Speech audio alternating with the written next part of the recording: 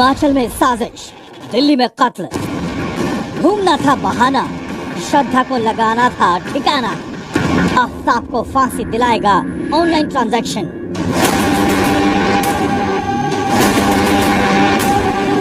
Delhi police ने कैसे उगलवाए आफ्ताब से राज। साथी का सम्मोहन हिट, आफ्ताब का दृश्यम फ्लॉप।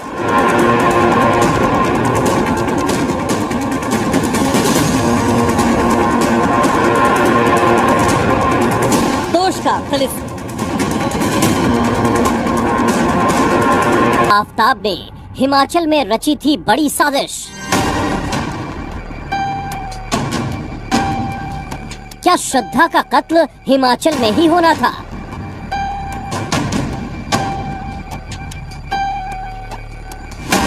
हिमाचल के तोश गांव के टूर पर आफ्ताब और श्रद्धा के बीच क्या हुआ था? 6 अप्रैल 2022 ये वो तारीख है जब आफ्ताब श्रद्धा को हिमाचल के तोश गांव घुमाने ले गया था। हिमाचल का मिनी कश्मीर कहा जाने वाला तोश गांव कसौल से 30 किलोमीटर दूर है। ये गांव पर्वतों से घिरा है और यहाँ श्रद्धा को घुमाने के पीछे आफ्ताब ने एक बड़ी साजिश रची थी। पुलिस को शक है कि आफ्ताब ने श्रद्धा की हत्या की साजिश कसौल और तोश गांव में रची थी। आफ्ताब ने पॉलीग्राफ टेस्ट के दौरान भी कबूल किया था कि वो साजिश के तहत ही श्रद्धा को हिमाचल घुमाने फिराने ले गया था, लेकिन उसकी साजिश किसी वजह से हिमाचल में नाकाम रही थी।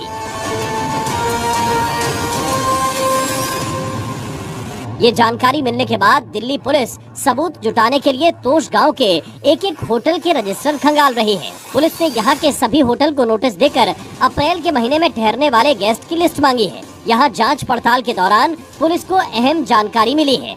हालांकि आफ्ताब ने होटल व्हाइट लोटस के रजिस्टर में एंट्री नहीं की थी और खुद को किसी लोकल का जानकार बताया था। पहचान पत्र मांगने पर आफ्ताब ने अपने आधार कार्ड की कॉपी दी थी। पुलिस अब जांच कर रही है कि आफ्ताब ने जो आधार कार्ड की कॉपी दी वो असली है या नहीं।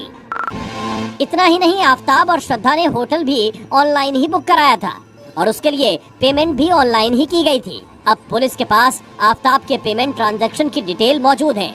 पुलिस इस डिटेल के आधार पर छानबीन को आगे बढ़ा रही है। पुलिस ये जानना चाह रही है कि आखिर जिस तोश गांव तक पहुंचने के लिए बेहद खराब रास्तों से गुजरना पड़ता है, जहां गाड़ी तक नहीं पहुंच पाती, उस गांव को श्रद्धा के साथ ठहरने के लिए आफ्ताब ने क्यों चुना। पुलिस को शक है कि कहीं श्रद्धा को खाइयों में गिराकर मारने का प्लान तो नहीं था, लेकिन बद्री अब तक पुलिस की पकड़ से दूर है। पुलिस की माने तो बद्री श्रद्धा हत्याकांड को सुलझाने की अहम कड़ी साबित हो सकता है। पुलिस बद्री से ये जानने की कोशिश करेगी कि हिमाचल दौरे पर आफ्ताब और श्रद्धा के कैसे रिश्ते थे।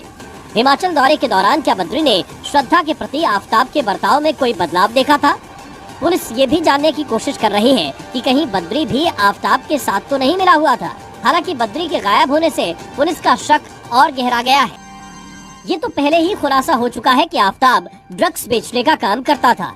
सूत्रों से ये भी पता चला कि तोश गांव में आफ्ताब ने चरस भी खरीदी थी। आफ्ताब के फोन से तोश के कुछ ड्रग तस्करों के नंबर भी मिले हैं। पुलिस सूत्रों के मुताबिक आफ्ताब गांजे और चरस का आदी है।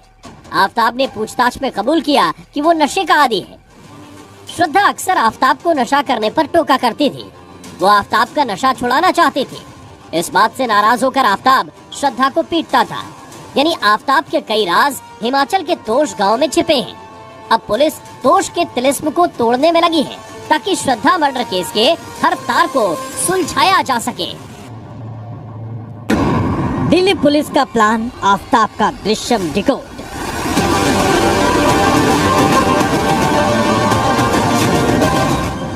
आफ्ताब के दृश्यम पर भारी पड़ा पुलिस का सम्मोहन।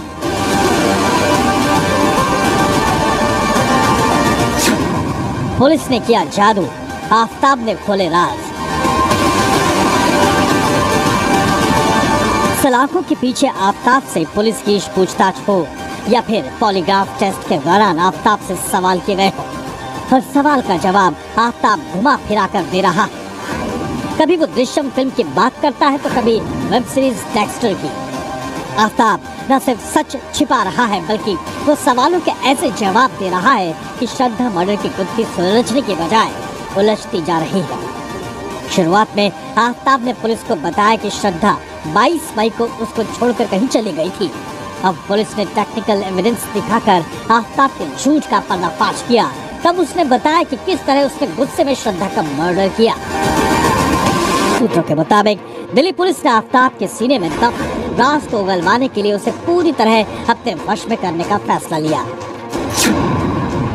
आफ्ताब से श्रद्धा मर्डर का राज उगलवाने की जिम्मेदारी इस केस के जांच अधिकारी इंस्पेक्टर राम सिंह को सौंपी गई। राम सिंह ने गिरफ्तारी के बाद से ही आफ्ताब का पूरा ख्याल रखना शुरू कर दिया। उन्होंने मर्डर के आरोपी पर सख्ती दिखाने के बजाय उसका हर समय ख्याल रखा।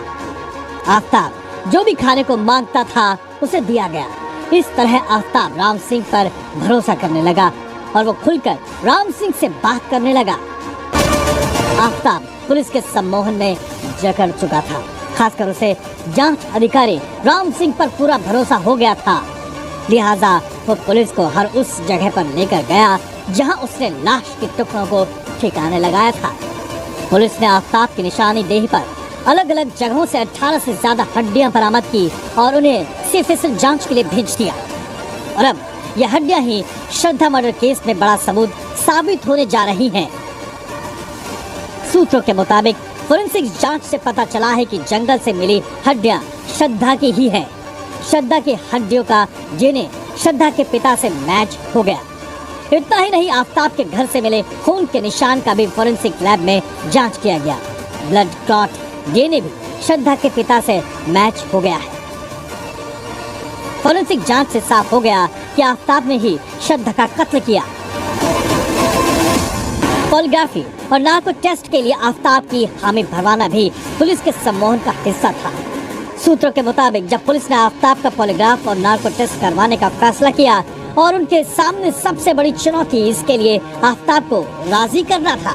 इन अपने भरोसेमंद जांच अधिकारी के कहने पर आफ्ताब ने न सिर्फ पॉलीग्राफ टेस्ट के लिए हामी भरी बल्कि वो नार्को टेस्ट के लिए भी तैयार हो गया।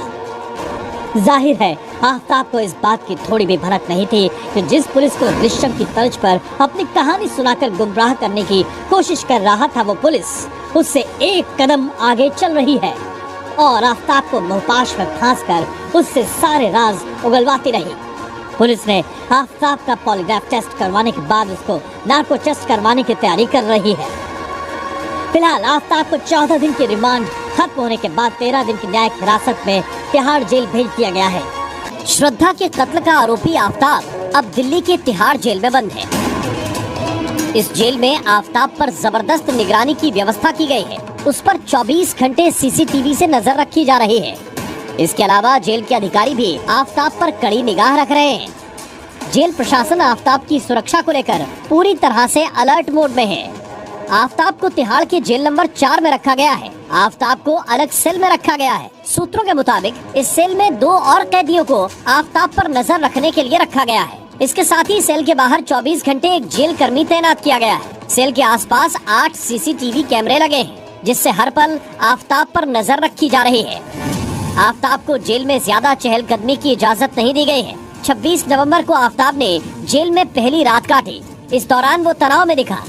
सूत्रों के मुताबिक आफ्ताब को जब जेल नंबर 4 के उसके सेल में लाया गया तो उस वक्त तक वो सामान्य था। साथ ही कैदियों ने जब उससे बात करनी शुरू की तो वो सिर्फ अंग्रेजी में बात कर रहा था। हालांकि बाद में जेल वार्डन ने आफ्ताब को बाकी कैदियों से अलग रहने को कहा, जिसके बाद वो तनाव में आ गया था। आफ्ताब ने जेल मैनुअल के हिसाब से मिलने वाला खाना भी आराम से खाया और पूरी रात कंबल ओढ़कर इत्मीनान से सोते दिखाई दिया।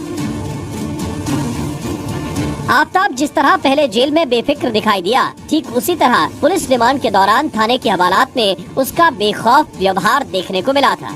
आफ्ताब फिलहाल 13 दिनों की न्यायिक हिरासत में है। पुलिस अधिकारियों के मुताबिक आफ्ताब के पॉलीग्राफी टेस्ट के सभी चरण पूरे कर लिए गए हैं। अब फॉरेंसिक एक्सपर्ट के साथ पॉलीग्राफी टेस्ट के नतीजों का विश्लेषण बाकी है। इसी विश्लेषण की रिपोर्ट के आधार पर आफ्ताब के नार्को टेस्ट का फैसला होगा। यानी रिपोर्ट से तय होगा कि आफ्ताब को नार्को टेस्ट करना है या नहीं। वैसे 28 नवंबर यानी कल आफ्ताब के नार्को टेस्ट की भी संभावना जताई जा रही है। इसके लिए दिल्ली सरकार की फॉरेंसिक साइंस लेबोरेटरी ने तैयारी लगभग पूरी कर ली है। लेकिन अब पुलिस को आफ्ताब से पूछताछ या अन्य किसी कार्रवाई के लिए जेल प्रशासन से अनुमति लेनी होगी। साकेत कोर्ट ने आफताब का नार्को टेस्ट या पॉलीग्राफ टेस्ट कराने का आदेश दिया था। पुलिस सूत्रों के मुताबिक नार्को टेस्ट में आफताब से वही सवाल दोहराए जाएंगे जो पॉलीग्राफ टेस्ट में उससे पूछे गए थे। इसके बाद नार्को टेस्ट में आफताब के जवाबों को पॉलीग्राफ टेस्ट के जवाबों से मिलाया जाएगा और इस आधार पर ही पुलिस की जांच आगे बढ़ेगी। संभव है नार्को टेस्ट में आफताब श्रद्धा मर्डर से जुड़े कुछ और राज उगल दे।